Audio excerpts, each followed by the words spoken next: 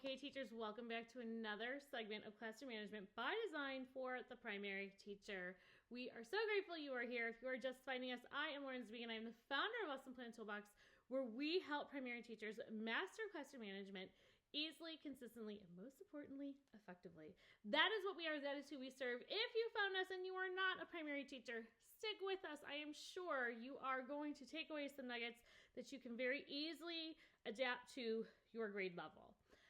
So let's jump into things. Last week, we focused on the 6 multi-sensory functions of our students. We do such a great job teaching to the 5 senses that we kind of pushed you beyond last week and started talking about these multi-sensory functions of will, perception, imagination, memory, intuition, and reasoning that they don't necessarily teach you about in college. And we took those multi-sensory functions and gave you ways to apply them within the 4 walls of your classroom. Questions came up on how exactly the impact of those functions, what exactly the impact of those functions are on the mind, and how teachers can go and help our students formulate and process subconscious mind learning. So we are this week going to dive into reframing the subconscious mind for both your classroom and for yourself personally. So let's just get started. Once again, I'm so grateful that you are here today as we explore a topic that has completely transformed my approach to teaching and classroom management. My passion has become helping teachers like you create dynamic classroom cultures. And today we are going to look at the power of reframing our subconscious mind, both for ourselves and for our students. So let's first, as we begin to unravel this, talk about understanding the subconscious mind's impact on our classrooms. Did you know that approximately 95% of our mental activity happens below our conscious awareness? This remarkable finding explains so much about why teachers and students sometimes struggle to implement change, even when we consciously want to improve. Okay?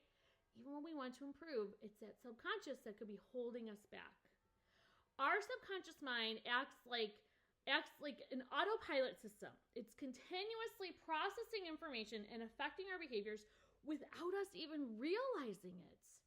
As primary teachers, this understanding is crucial because our subconscious beliefs about teaching, about classroom management, and about student potential directly impact our effectiveness. These deeply ingrained beliefs can either support or hinder our success in creating the positive learning environment we desire. So let's look at the power of reframing for teachers, okay?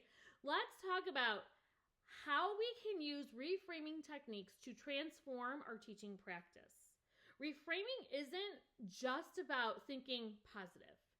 It's about intentionally shifting our perspective to construct new meanings and interpretations of our daily classroom experiences. Here's a process that I have implemented in my own classroom, and I still do this when I'm in other classrooms, right?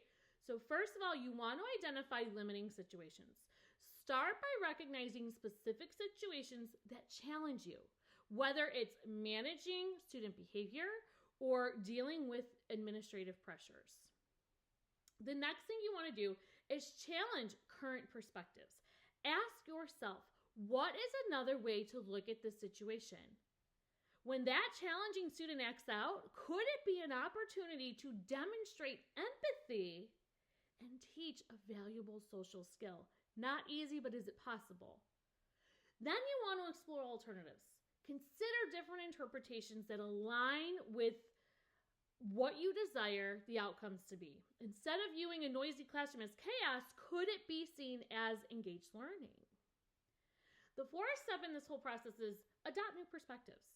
Choose interpretations that empower both you and your students. Don't listen to the nonsense. Okay? The next area we want to look at is to consider growing, or I don't want to say consider, but creating a growth-minded classroom. One of the most powerful ways to implement reframing our classrooms is through the cultivation of growth mindset. You've heard this. This is not just a buzzword. It is truly what we need to be doing. Research shows that when we praise effort over innate talent, we help students develop resilience and enthusiasm for challenges. Again, I'm going to share with you some strategies that I have found effective. Take them, use them. If they don't feel comfortable for you, don't use them. First, emphasize low-stakes learning. Communicate to students that early assignments are opportunities for learning rather than high-pressure evaluations. Celebrate those individual differences, right? Create activities that honor each student's unique cognitive processes. For example, try implementing a self-portrait project that allows students to reflect on their different learning styles. Not necessarily what they look like, but how they learn. And then integrate play and interactive learning into this. Combine the educational goals with playful activities to enhance both the cognitive development and social skills. The next thing you want to consider is the power of consistent expectations and feedback. You know this. This is not new. This will never go away. Because you know that one of the most significant challenges we face in primary education is maintaining consistent expectations while providing effective feedback, okay? I have learned that consistency across all settings, from circle time to recess time, is so crucial for student success. We need to consider implementing feedback mechanisms, right? Use visual progress charts that allow your students to see their growth. Provide specific growth-focused praise.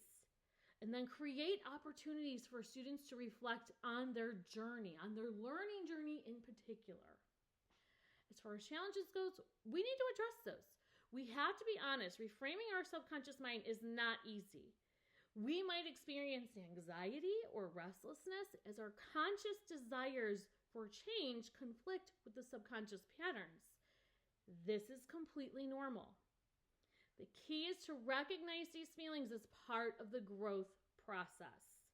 So remember that feelings of overwhelm or self-doubt often stem from those unresolved experiences stored in the subconscious mind that you're not fully aware of consciously. By acknowledging these feelings and then actively working to reframe them, we can create positive change not only for ourselves, but of course for our students as well. Okay? Here are some steps to implement. Take them, use them, don't use them. It's totally up to you. But here is how you can begin implementing these concepts into your classroom starting tomorrow if you choose. Step 1, start each day with a positive visualization of successful teaching moments, right? Then you are going to use cognitive behavioral strategies to address challenging situations.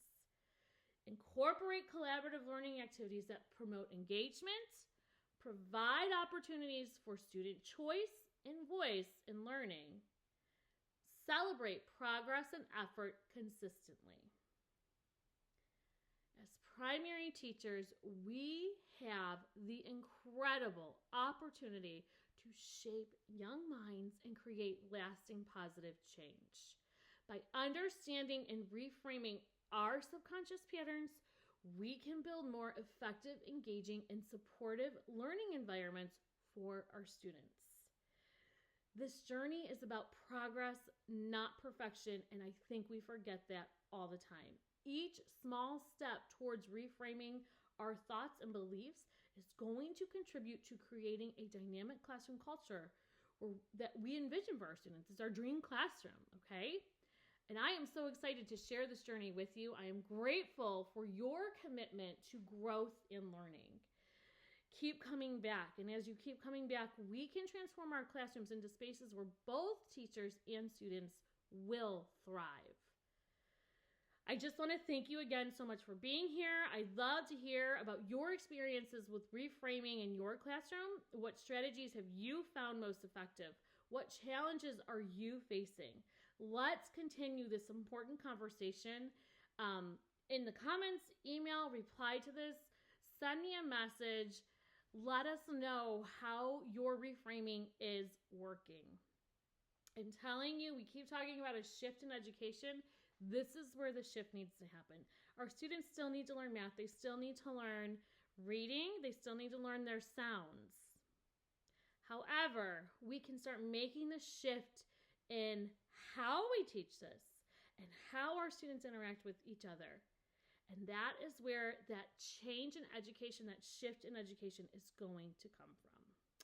Okay, that's all we have for now. Be on the lookout. We are getting ready to open our doors in January for more teachers to enter our community and just seek more one-on-one direct support. These segments are very vague because we're talking to a very big audience of teachers, but inside our community, you get to ask your direct specific questions about classroom management, and we come up with a plan, process, and strategies just specifically designed for you to implement in your classroom.